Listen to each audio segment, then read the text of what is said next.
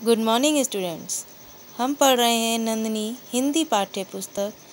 बच्चों, हमने इसका सेकंड चैप्टर किया है अभी, जिसका नाम है भोला राम का जी। हम ये पूरा चैप्टर पढ़ चुके हैं और मैं आपको इसे अच्छी तरह से समझा चुकी हूँ। इसके कठिन शब्द आप कर चुके हैं, इसके शब्दार्थ आपने कर लिए हैं, क्वेश्चन आंसर कर लिए हैं, इसकी एक्सरसाइज हम पूरी कर चुके हैं। इससे पहले मैंने आपको फर्स्ट और सेकंड दोनों चैप्टर रिवाइज के लिए दिए थे कि आपको ये दोनों चैप्टर अच्छी तरह से याद करने हैं और मैं आपका इसका रिवीजन टेस्ट लूँगी।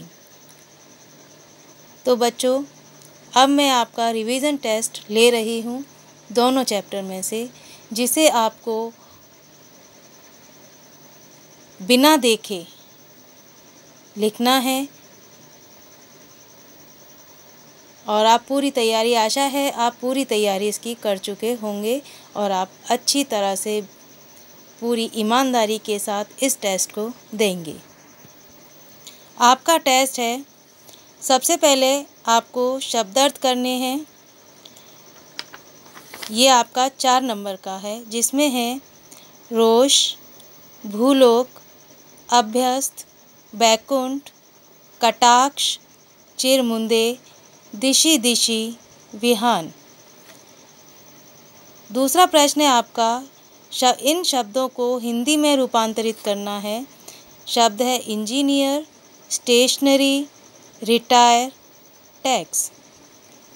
अगला प्रश्न है रिक्त स्थानों की पूर्ति कीजिए। पहला है धर्मराज के सामने डैश बैठे थे। दूसरा है बड़ी देर से साहब की नज़र उस डैश पर लगी थी। तीसरा प्रश्न है यमदूत ने सारा डैश छान डाला पर भोला राम का जीव कहीं नहीं मिला।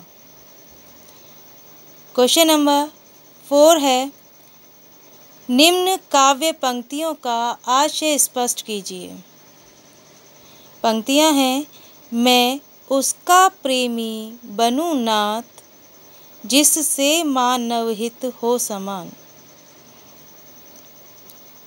5वां प्रश्न है निम्न शब्दों के विलोम शब्द लिखिए।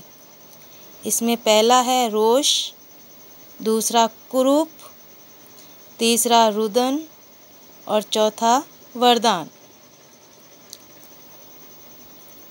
छठा प्रश्न है कि आपको इन प्रश्नों के उत्तर देने हैं।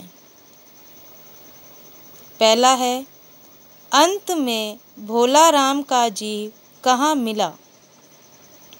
दूसरा प्रश्न है भोला राम का जीव कहानी के लेखक कौन है।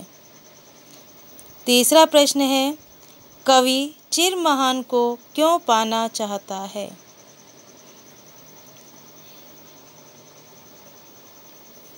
क्वेश्चन नंबर 7 है निम्न प्रश्नों के उत्तर दीजिए। पहला है कवि ने मानव हृदय के द्वार खोलने की कल्पना क्यों की है। और दूसरा है भोला राम की स्त्री ने उसकी मृत्यु का क्या कारण बताया। बेटा, ये सभी क्वेश्चन